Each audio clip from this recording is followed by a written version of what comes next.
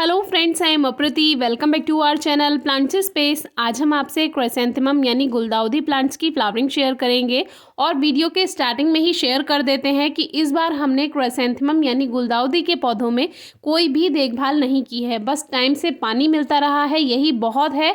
और ये भी बहुत मुश्किल से हो पाया है क्योंकि इस बार काफ़ी ज़्यादा प्रॉब्लम्स आ गई थी जिसकी वजह से प्लांट्स में ज़्यादा देखभाल नहीं हो पाई। और आप सभी जानते हैं कि गुलदाउदी के पौधों की देखभाल फूल आने से 2-3 महीने पहले से ही करनी पड़ती है, तभी उन प्लांट्स में ढेर सारे फ्लावर्स हमें मिल पाते हैं। लेकिन आज की बिना देखभाल वाली वीडियो में आपको बहुत कुछ सीखने के लिए मिलेगा।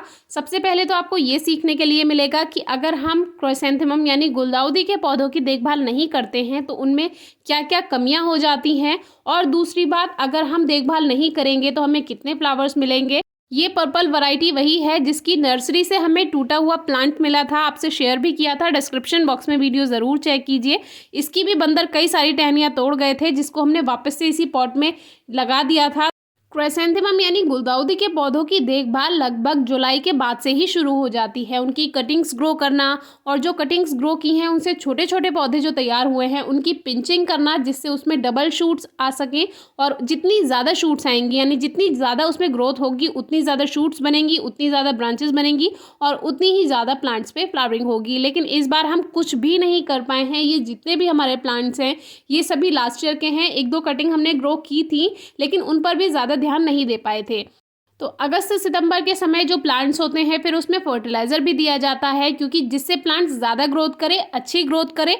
और जितनी ज़्यादा ब्रांचेस, जितनी अच्छी ग्रोथ, उतने ज़्यादा फ्लावर्स। लेकिन इसमें कोई भी फर्टिलाइज़र हम यूज़ नहीं कर पाए क्योंकि बिल्कुल भी टाइम नहीं मिला।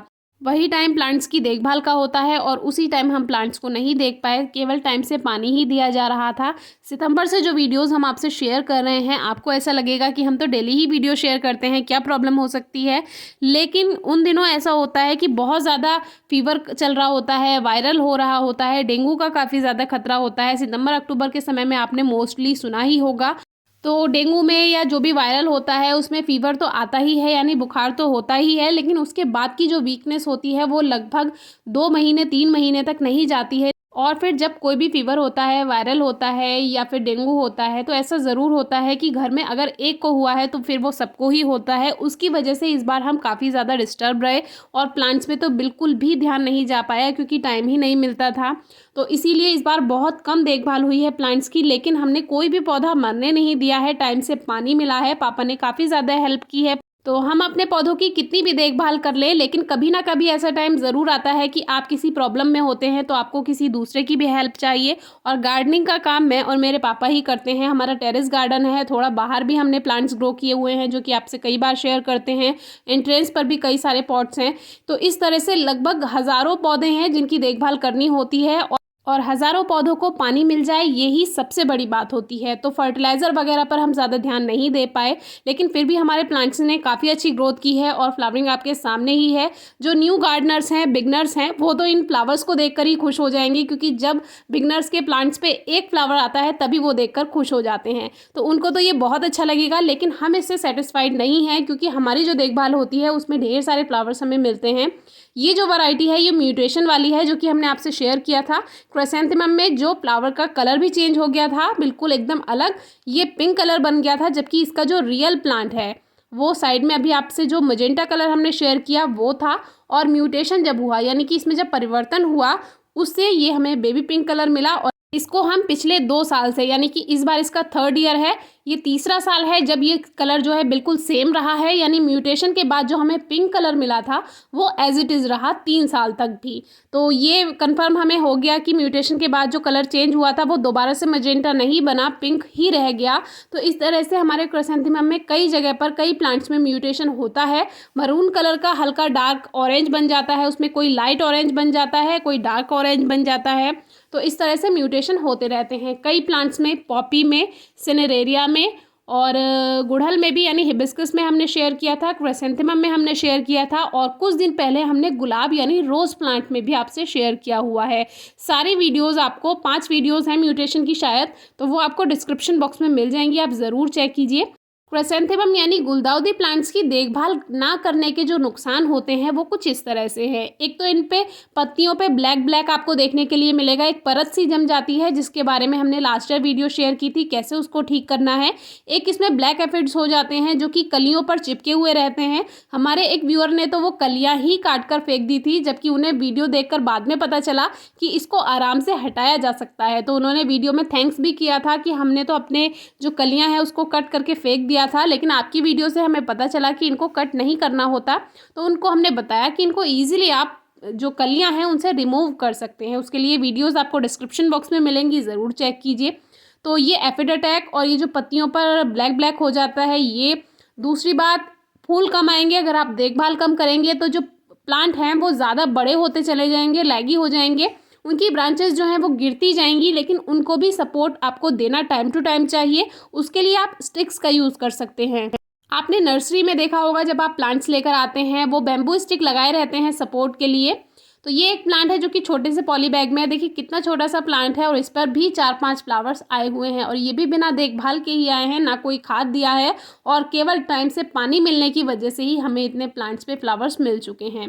प्रॉपर सनलाइट मिलना ज़रूरी है, यानी कम से कम 3 घंटे की धूप गुलदाउदी के पौधों को मिलेगी तो अच्छी ग्रोथ होगी। हल्की नमी रहना ज़रूरी है क्योंकि इसके पौधे जल्दी मुरझा जाते हैं अगर पानी ना दिया जाए, तो इसका आपको ध्यान रखना है। अपर लेयर बिल्कुल सूखनी नहीं चाहिए, हल्का हल्का स्प्रे आप ज़रूर कीजिए। एक जब कलियां आ रही होती हैं तब पत्तियों पर स्प्रे करना ज़रूरी होता है, क्योंकि तभी ऐसा होता है कि पत्तियों पे ब्लैक ब्लैक डस्ट जमने लगती है जो कि एफिड्स के कारण होती है। और एफिड्स अगर आप डेली इसको वॉश करेंगे, पत्तियों को हल्का हल्का वाटर स्प्रे कीजिए, आपके प्लांट्स एकदम से फ्रेश रहेंगे, अच्छे रहेंगे, उन पर कोई इंसेक्ट अटैक नहीं होगा। और चाहे तो हल्का सा उसमें नीम ऑयल की 2-3 ड्रॉप्स डाल सकते हैं। साथ में थोड़ा सा जो लिक्विड सोप होता है वो डाल दीजिए या शैम्पू डाल दीजिए, थोड़ा सा, बहुत हल्का सा, बहुत ज़्यादा नहीं डालना है। तो उससे क्या होगा, जो नीम ऑयल है वो अच्छे से पानी में मिक्स हो जाता है। तो कुछ इस तरह से ये हमारे प्लांट्स हमने साइड साइड में रखे हुए हैं। इस बार हमने कोई इसका पॉट स्टैंड भी तैयार नहीं किया था क्योंकि बिल्कुल भी इस बार टाइम नहीं मिला। एक कमी और होती है, जब पौधों को आप ध्यान नहीं देते हैं और ये बड़े होते चले जाते हैं तो इनकी ब्रांचेस नीचे को झुकने लगती हैं, क्योंकि कलियां आने लगती हैं, कलियों से वेट ज़्यादा हो जाता है और फिर ये नीचे की तरफ गिरने लगते हैं, जो कि अभी आप वीडियो में आगे देखेंगे। तो हम चाहते तो इसकी फ्लावर्स ही आपको दिखा सकते थे, ये बताने के लिए कि देखिए कितने अच्छे फ्लावर्स आए हुए हैं। लेकिन अपनी कमी को भी एक्सेप्ट करना चाहिए और जो गलतियां होती हैं या जो कमियां होती हैं वो अपने व्यूअर्स को बताना चाहिए। आपने एक बात नोटिस की होगी, जो हमने लास्ट वीडियो शेयर की हुई हैं, जैसे लास्ट ईयर की हैं या सितंबर से पहले की वीडियोस हैं, उसमें हम आपको केयर टिप्स बताते हैं। लेकिन सितंबर के बाद से जो कुछ प्लांट्स की वीडियोस हम शेयर कर रहे हैं उसमें हमने मोस्टली वीडियोस में बताया है कि इस बार हमने बिल्कुल देखभाल नहीं की है। उसके बाद का जो रिजल्ट है वो आपसे शेयर किया है कि अगर हम देखभाल नहीं कर पाते हैं तो क्या होता है।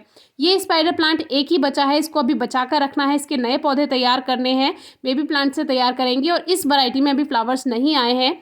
ये जो कटिंग है ये हमने ग्रो की थी, देखिए इस पे भी फ्लावर्स आ गए हैं। काफ़ी व्यूअर्स पूछते हैं कटिंग करने के कितने दिन बाद फ्लावर्स आते हैं, तो ये आपकी कटिंग पर डिपेंड करता है आपने किस सीज़न में ग्रो की है। अभी लेट ग्रो की है तो फिर उसमें लेट फ्लावर्स आएंगे, जल्दी ग्रो की है तो सीज़न में दिसंबर में उसमें फ्लावर्स आ जाते हैं। अब देखिए ये जो पौधे हैं ये सारे नीचे गिरे हुए हैं, अगर इनको टाइम से देखभाल हो जाती तो इनके साइड्स में स्टिक लगाते, हम उसको थोड़ा सपोर्ट देते तो ये सारे पौधे सीधे रहते। सबसे पहली बात तो पिंचिंग करनी होती, पिंचिंग से क्या होता है, ज़्यादा पौधों की हाइट नहीं बढ़ पाती है और जो पौधे हैं वो सीधे रहते हैं। इनमें एक बात और भी है, ये सारे मदर प्लांट्स हैं और जो भी मदर प्लांट्स होते हैं यानी कि लास्ट ईयर के प्लांट्स होते हैं उनकी हाइट अपने आप बढ़ती ही जाती है और जो उनकी ब्रांचेस हैं वो नीचे झुकती जाती हैं। उसके लिए हमें कोशिश करनी चाहिए जुलाई के टाइम जो उनकी एक्स्ट्रा ब्रांचेस हैं जो बड़ी हो चुकी हैं उनको कट भी कर सकते हैं और जो उनके बेबी प्लांट्स हैं उनको ग्रोथ होने दे सकते हैं, या उनके बेबी प्लांट्स आप अलग करके नए पौधे तैयार कर सकते हैं। तो ये काम आप कर सकते हैं। बाकी क्राइसैंथेमम यानी गुलदाउदी के बारे में हमने बहुत सारी वीडियो शेयर की हुई हैं, आपको डिस्क्रिप्शन बॉक्स में हर टॉपिक पर वीडियोस मिल जाएंगी, ज़रूर चेक कीजिए। ये एक थर्माकोल का वेस्ट पॉट था जिसमें हमने ग्रो किया था, लास्ट ईयर भी आपसे शेयर किया था। देखिए इसमें भी प्लांट ऐसे ही ग्रोथ करता जा रहा है, ना कोई देखभाल, फिर भी फ्लावर्स मिल रहे हैं। ये कुछ प्लांट्स अलग बीच बीच में रखे हुए हैं। एक बात तो है, किसी को फ़ायदा हुआ हो या ना हुआ हो, सबसे ज़्यादा फ़ायदा हुआ है हमारे यहाँ की मधुमक्खियों को, क्योंकि फ्लावर्स तो फ्लावर्स हैं, नीचे गिरे हुए आ रहे हैं या ऊपर सही से ग्रोथ करते हुए आ रहे हैं, उनको तो रस मिल ही जाता है। ढेर सारी मधुमक्खियाँ आती हैं। सर्दियों में तितलियाँ कम आती हैं, लेकिन मधुमक्खियों अपने रस पूरा लेकर जाती हैं फूलों से। तो बस ये फ़ायदा हो रहा है कि आपके गार्डन में पॉलिनेटर्स आ ही जाते हैं अगर आप इस तरह के प्लांट्स और फ्लावर्स ग्रो करते हैं। जनवरी फरवरी में जब इनके नए पौधे बनाएंगे तो आपसे ज़रूर शेयर करेंगे। Thank you.